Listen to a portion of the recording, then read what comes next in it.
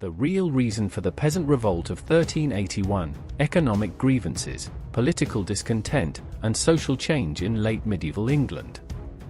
The Peasant Revolt of 1381, also known as the Great Rising, stands as one of the most pivotal uprisings in medieval England. Traditionally portrayed as a spontaneous outburst of anger against feudal oppression, the revolt saw thousands of peasants, artisans, and lower-ranking members of society rise up against the government.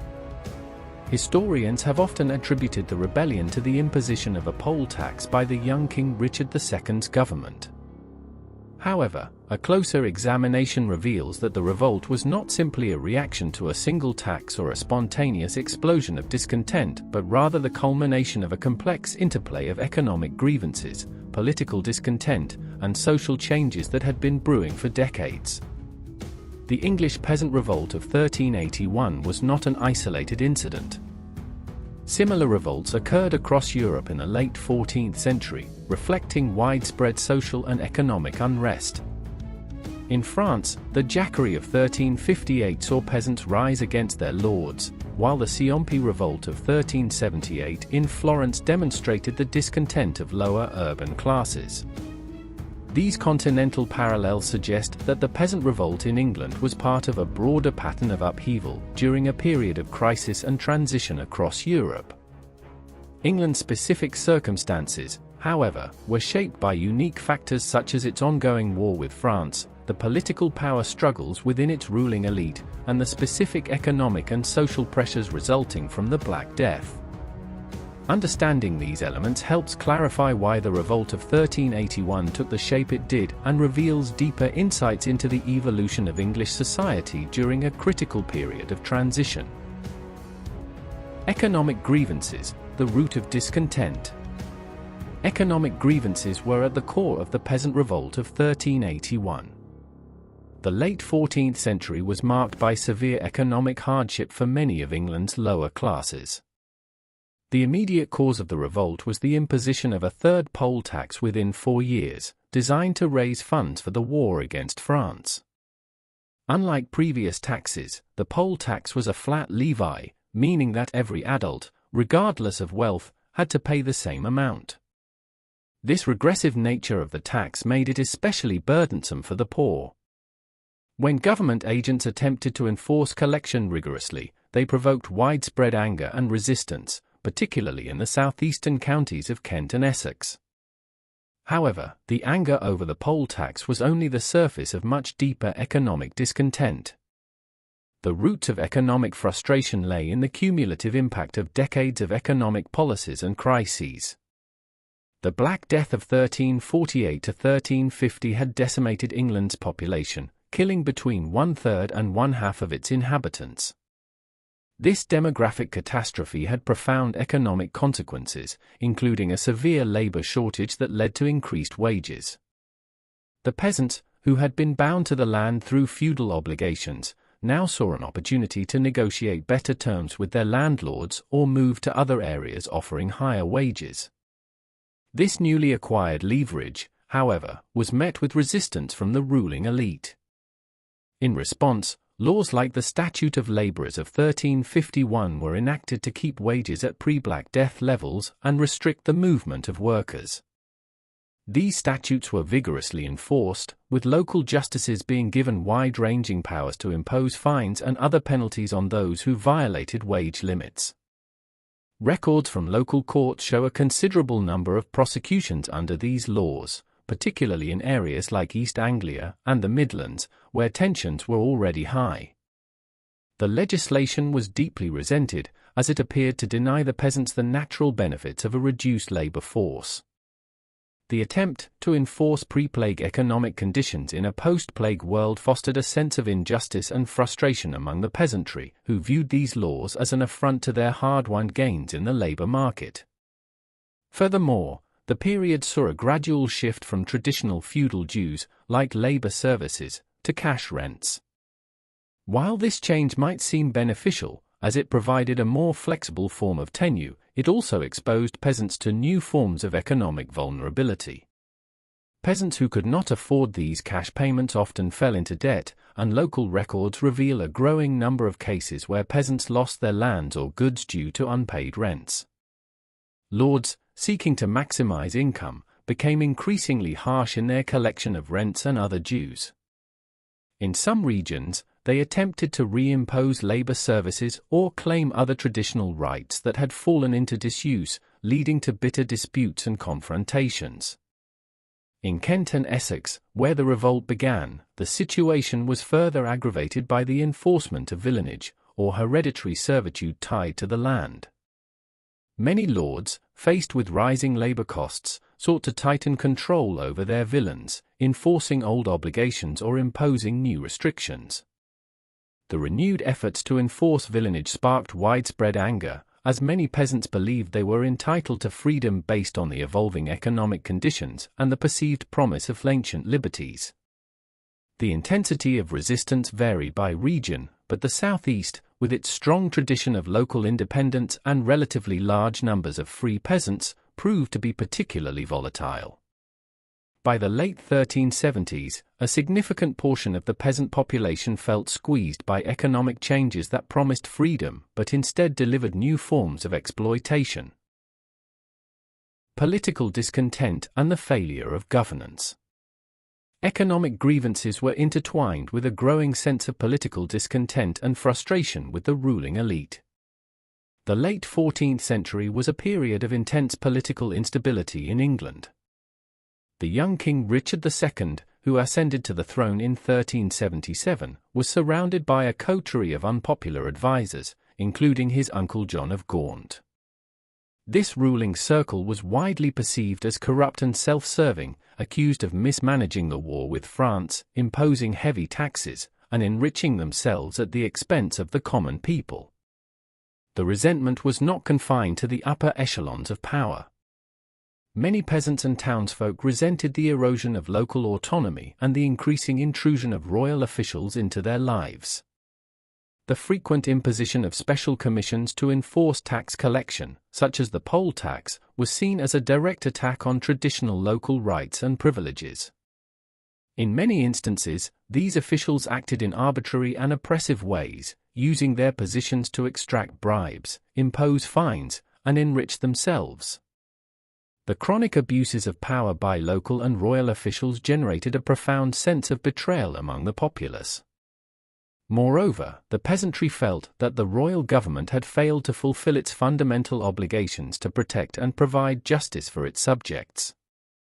The ongoing and costly Hundred Years' War against France drained England's resources and led to repeated demands for taxation. Yet, many perceived the war as a series of costly failures that benefited only a narrow elite. Additionally, there was widespread dissatisfaction with the judicial system, which seemed biased in favor of the wealthy and powerful. Royal courts were seen as denying justice to common people in their dealings with landlords, merchants, and other elites, exacerbating a sense of alienation and resentment. The role of radical clerics like John Bull cannot be underestimated in shaping the political dimensions of the revolt. Bull, a priest who had been excommunicated and imprisoned multiple times for his inflammatory sermons, was a vocal critic of the social and political order. He preached a proto-socialist message, calling for the overthrow of the existing hierarchy and the establishment of a more egalitarian society. His famous rhetorical question, "When Adam delved and Eve span, who was then the gentleman?" resonated with many who saw the existing social hierarchy as fundamentally unjust. Bull's sermons, circulated through secret networks, helped to articulate a coherent ideological framework for the revolt, transforming it from a series of local protests into a broader movement with social and political goals. Local instances of unrest before 1381 further illustrate the growing political discontent. In 1377, there were reports of disturbances in Yorkshire and Lincolnshire over the imposition of new taxes, and in the same year, anti-clerical riots broke out in London, reflecting a general frustration with both secular and ecclesiastical authorities. These earlier protests served as precursors to the larger uprising in 1381, providing a foundation of resistance and a network of communication that would prove critical once the revolt began in earnest. The failure of governance also extended to Richard II's response to the immediate outbreak of the revolt. The government's attempts to enforce the poll tax, for example, were marked by inconsistencies and heavy-handed tactics that only served to inflame tensions. The Royal Council's decision to deploy commissioners to investigate tax evasion led to violent confrontations in Kent and Essex, where local communities resisted what they saw as the unjust imposition of a flawed tax system. The government's inability to anticipate the scale of resistance and its failure to respond effectively to early signs of discontent revealed a profound disconnect between the ruling elite and the common people. Social change and the decline of feudalism. The economic and political grievances that fueled the peasant revolt were closely linked to broader social changes taking place in late medieval England. One of the most significant of these changes was the gradual decline of the feudal system. By the late 14th century, the rigid social hierarchies that had characterized medieval society for centuries were beginning to break down. The Black Death had created a labor shortage that allowed many peasants to improve their social and economic positions. Some were able to negotiate better terms with their landlords, purchase their own land, or move to towns and cities in search of better opportunities. The demographic and economic changes of the 14th century thus led to a growing sense of social mobility and aspiration among the lower classes. This shift was particularly noticeable among free peasants or yeomen, who were no longer bound to the land and had some degree of economic independence. These individuals were often more educated and politically aware than their forebears and increasingly willing to challenge the social status quo. For instance, court records from the period reveal numerous instances of peasants bringing lawsuits against their landlords, challenging unfair practices or seeking to protect their newly acquired freedoms. The decline of traditional feudal relations also reshaped rural communities. Many villages were transitioning from tightly controlled feudal estates to more loosely organized communities of independent or semi-independent tenants. This shift created new tensions, as those who had gained some degree of independence resented continued attempts by landlords to enforce old feudal obligations. At the same time, those who remained tied to the land as serfs or villeins saw the opportunities available to their free counterparts and grew more dissatisfied with their lack of freedom. Urban centers played a critical role in fostering this discontent and nurturing a sense of collective action. Many leaders of the peasant revolt, including Wat Tyler, had connections to towns and cities where ideas about freedom, rights, and resistance to authority were more openly discussed. The urban environment, especially in London, provided fertile ground for revolutionary ideas to spread. Londoners were particularly discontented with the heavy-handed rule of city authorities and the corruption of the royal government. The rebels marched to London and their occupation of the city were significant acts, reflecting both the symbolic and practical importance of the capital in the revolt strategy.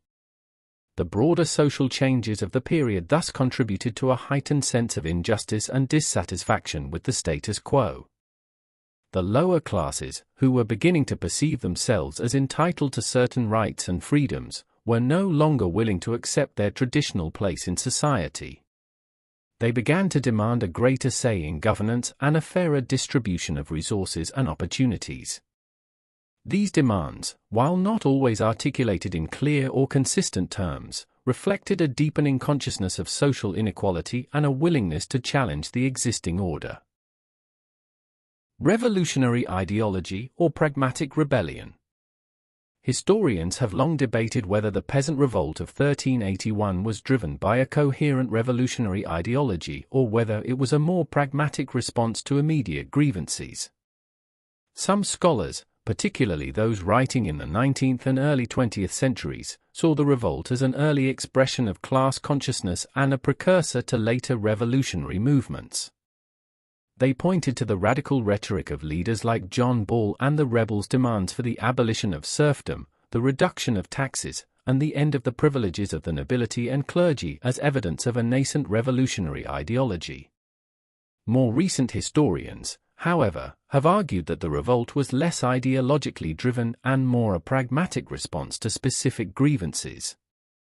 They suggest that the rebels' demands were shaped primarily by their immediate circumstances and that their actions were motivated by a desire for justice and redress rather than by any grand revolutionary vision. For example, while the rebels demanded the abolition of serfdom, this was often framed in terms of the restoration of ancient liberties rather than the creation of a new social order. Similarly, their calls for the removal of evil counsellors from the king's government were rooted in a traditional belief in the king's responsibility to govern justly, rather than a rejection of monarchy itself.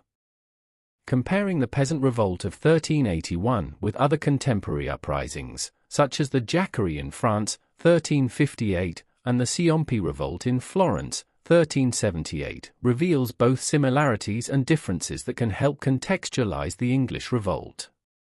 Like the English rebels, the French peasants rose against what they perceived as exploitation by the nobility, fueled by economic hardship and political failures. However, the Jacquerie was characterized by extreme violence and lacked a coherent program beyond immediate destruction. In contrast, the English revolt was more organized, with articulated demands and specific targets, suggesting a more developed political consciousness.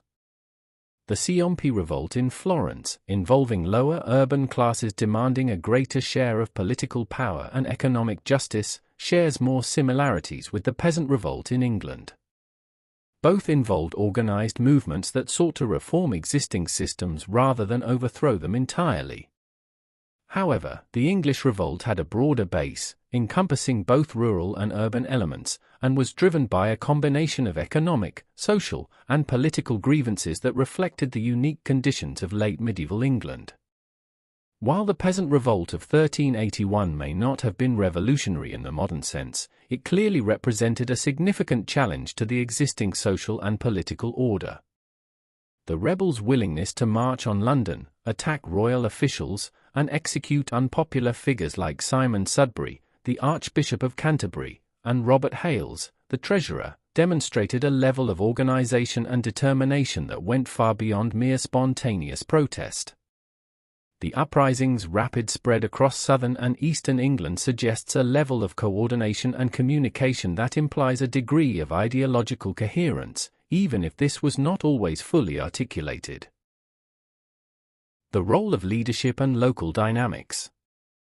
The success of the Peasant Revolt in 1381 can also be attributed to effective leadership and the specific local dynamics that shaped the course of the rebellion. Wat Tyler, who emerged as the leader of the Kentish rebels, played a crucial role in organizing and directing the revolt.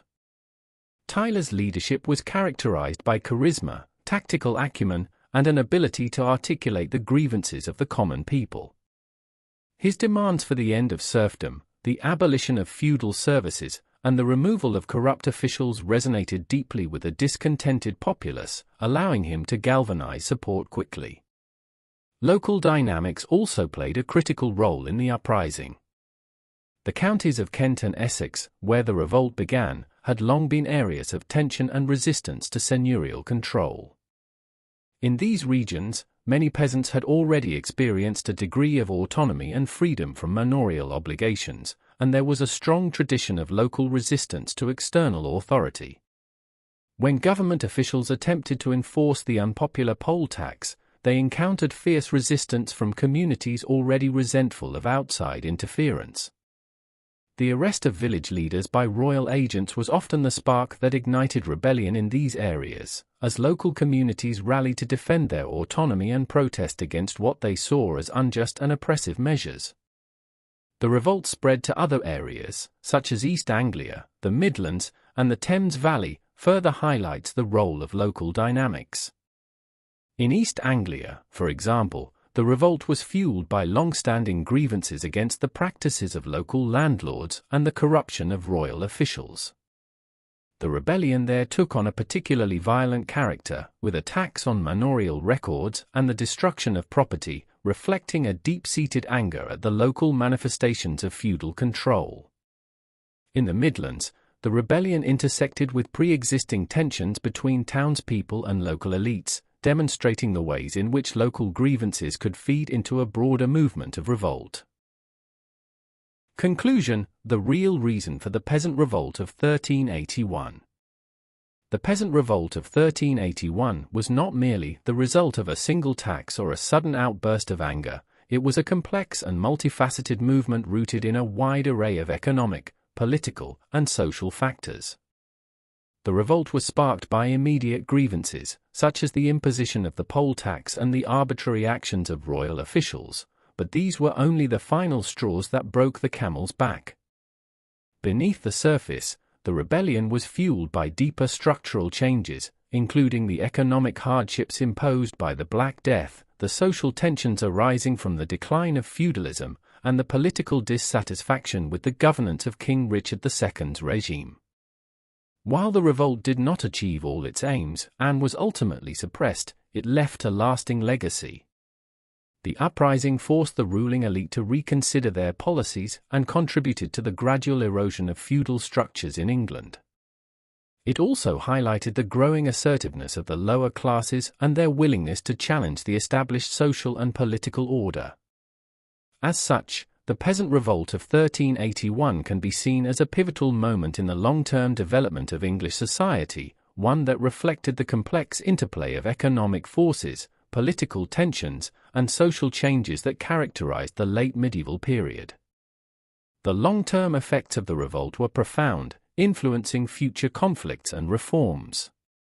The revolt demonstrated the potential power of the lower classes to force change, a lesson that would be remembered in subsequent centuries during events such as the Wars of the Roses and the English Reformation. The revolt also contributed to a gradual shift in the relationship between the monarchy and its subjects, highlighting the need for a more responsive and just governance. In the broader evolution of social and political thought in late medieval and early modern England, the Peasant Revolt helped lay the groundwork for future debates about authority, rights, and justice. In conclusion, the real reason for the Peasant Revolt of 1381 was not a single cause, but a combination of factors that had been building for decades. It was a movement that, while not revolutionary in the modern sense, nevertheless represented a significant challenge to the established order and paved the way for the profound transformations that would shape England in the centuries to come. Thanks for listening. Like and comment. And please subscribe, as that will help us get more videos out to those interested in the Middle Ages. See you next time on Medieval Chronicles 1066. Stay curious.